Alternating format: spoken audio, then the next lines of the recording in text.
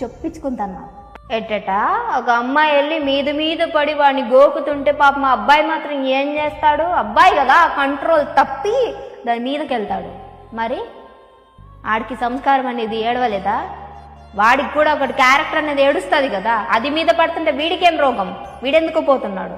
అది మధ్యలో ఎవరో వచ్చి మన మీద పడితేనో ఏవో చూపిస్తేనో రావమ్మా.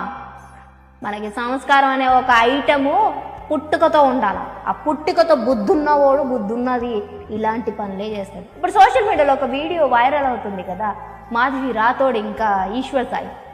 ఎవరిని తప్పు అంటాం ఇక్కడ? నేనేమి ఎవరి తరపున మాట్లాడట్లేదు, కానీ మొత్తం అగేనిస్ట్గా అమ్మాయిని అంటే అమ్మాయి మీద పడింది కాబట్టి వాడు వెళ్ళిండా? దానికంటే పాపులారిటీ ఉంది.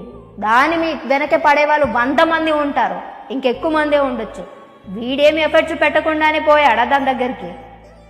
అంటే అమ్మాయి అనగానే అది ఏదైనా సరే భలే మాట్లాడేస్తారే.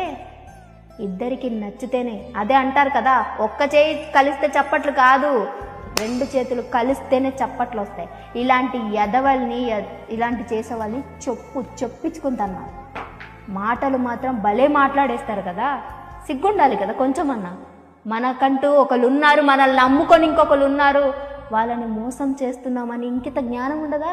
ఎవతో వచ్చి మీద పడితే లేదా ఎవడో వచ్చి మీద పడ్డాడు అని వెళ్ళి నీ క్యారెక్టర్ నమ్మేసుకుంటున్నావే, నీ సర్వస్వాన్ని ఇచ్చేస్తున్నావు.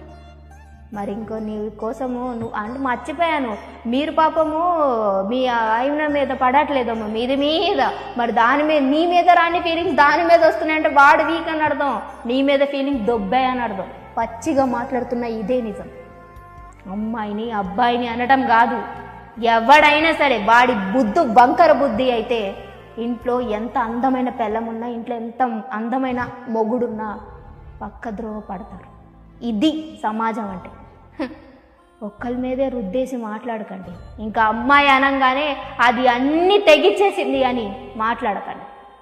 ఇద్దరు సైడ్ మిస్టేక్స్ ఉంటేనే జరుగుతాయి ఇలాంటివి. ఇట్లాంటి వాళ్ళకు